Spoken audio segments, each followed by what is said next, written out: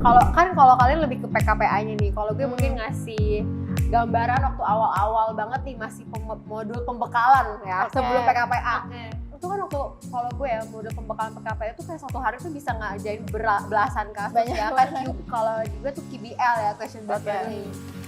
Dan itu tugas kelompok agak juga susah gitu ya, kayak nyatuin waktu ya berbagai macam orang gitu kan. Kalau gue sih kalau bisa dalam hari itu tugas hari itu beres gitu, jadi nggak bisa ditunda-tunda biar ya nggak numpuk lah ya. Kalau misalkan numpuk kan kita makin pusing. Nah terus sama buat ya itu ujian akhir, kalau gue sih lebih les di awal pada saat PKPA gue free les, habis PKPA gue les lagi gitu. Jadi kalau gue sih kayak gitu ya teknik belajar gue. Tapi nggak jauh beda loh, di UP juga sama. Kita kalau di UP itu kita pertama ada kuliahnya dulu. Jadi habis PKPA itu kita benar-benar fokus di ujian-ujian di akhirnya aja. UPOM dan UKOC. Iya, jadi mungkin di tiap univ beda-beda kan. Tapi kurang lebih sama, dan kita juga bener banget yang case itu tuh bener-bener nggak bisa ditunda. Karena case datang di hari itu, dikerjain hari itu, dan dikumpulin besoknya juga udah presentasi kan. Jadi nggak ada waktu buat kita nunda-nunda tuh. Nggak ada. Sama sih, itu juga kayak gitu. Jadi ada studi kasus di awal. Jadi emang kalau ditumpuk nggak akan selesai lainnya. Udah nggak punya waktu libur lah ya kalau ditumpuk. Oke, tadi kita udah ngomongin kalau pulang capek ya kan, terus habis itu PKPA nonstop, pindah-pindahan itu benar-benar cuma jeda paling sehari 2 hari, dan itu Sabtu Minggu. Betul.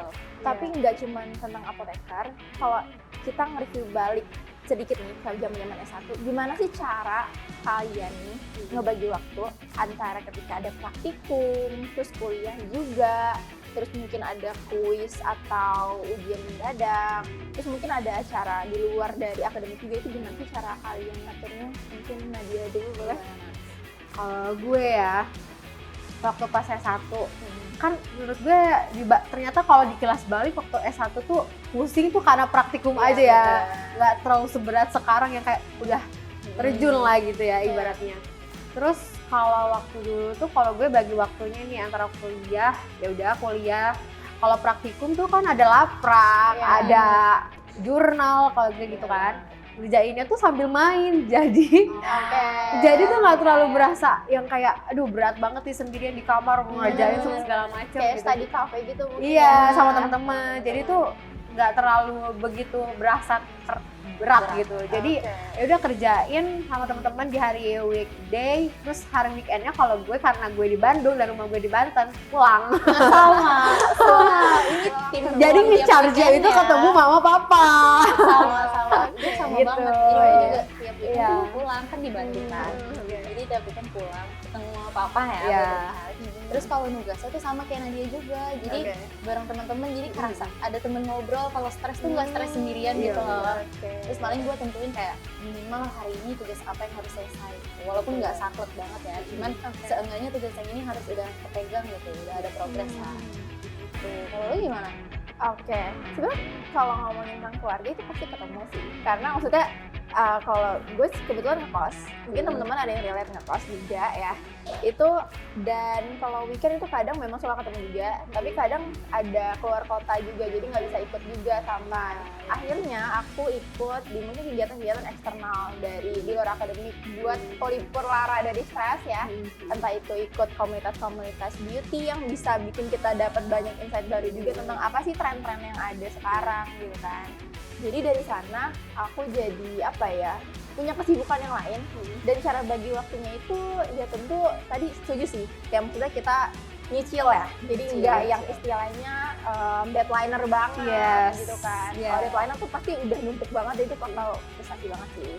Itu sih paling, dan setuju banget sih, memang harus terplanning dan jangan lupa untuk dicicil, sama terakhir jangan lupa luangin waktu buat keluarga juga.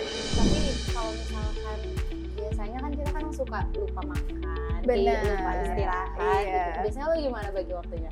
Kalau gue istirahat itu gue cukup strict. Jadi misal udah di limit di jam 11 malam, itu mungkin kayaknya masih terlalu pagi ya untuk anak olahraga. Iya, Kan saking banyak tugas. Iya. Kayak jam 11 tuh masih pagi. Iya, kayak kita tuh seharusnya masih bisa tuh kerjain lagi sampai jam 12, bahkan Iya, ada yang mungkin bener-bener. maksain sampai pagi. Tapi itu kan kurang sehat ya kan. Betul. Kita harus tetap juga menjaga kesehatan diri kita. Nah, kalau aku ngelimpit dari jam 11 itu aku udah harus tidur. Mau nggak bisa tidur atau tidur, yang penting tuh udah selesai, matanya istirahat.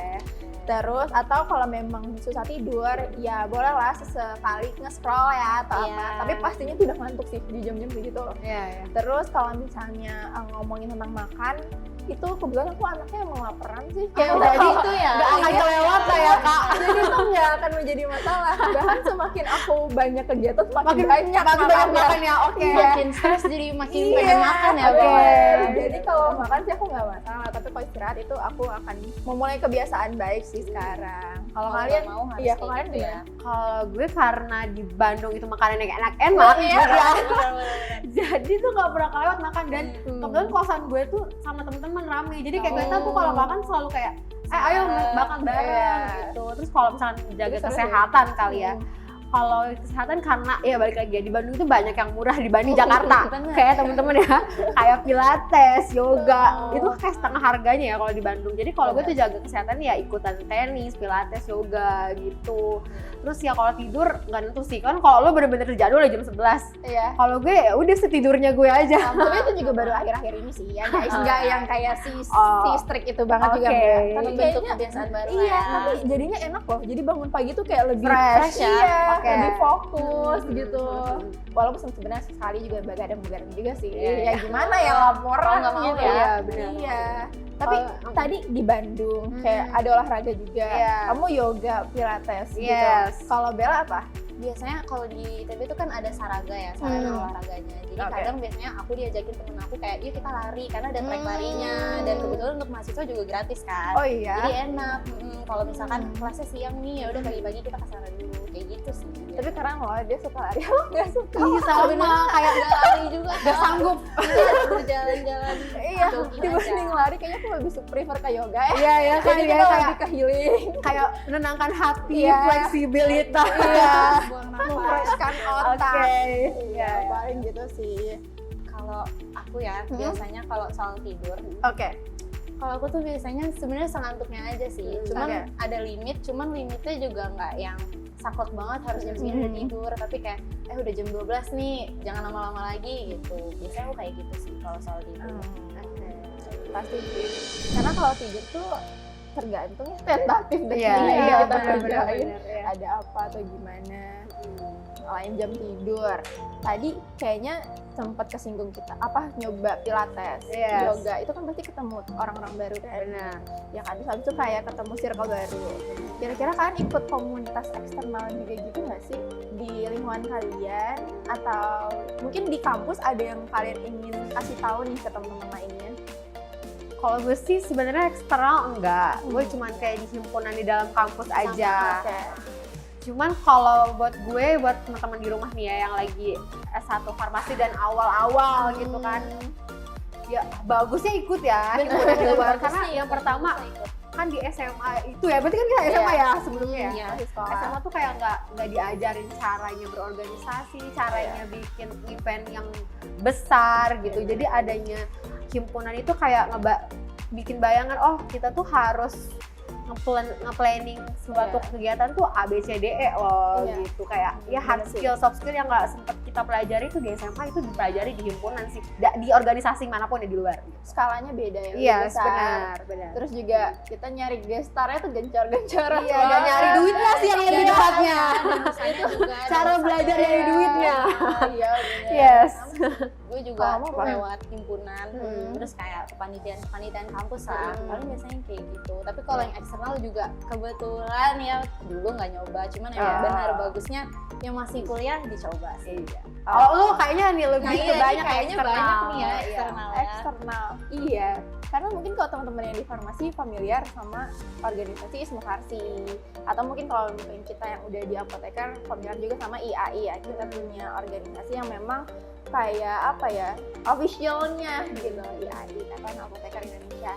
Tapi kalau ngomongin komunitas itu menarik loh untuk dicoba, karena jujur gue nyoba beberapa komunitas dan itu tuh bener-bener bikin gue ketemu banyak orang dan bahkan dominannya farmasi. Jadi nggak tahu kenapa ternyata tuh emang anak-anak Nge-attract lagi, nge-attract anak farmasi lagi ya. Iya, jadi kayak walaupun kita di kesehatan tapi itu enggak menghambat kita buat nge-explore bidang-bidang lainnya juga gitu. Jadi layak dicoba ya teman-teman.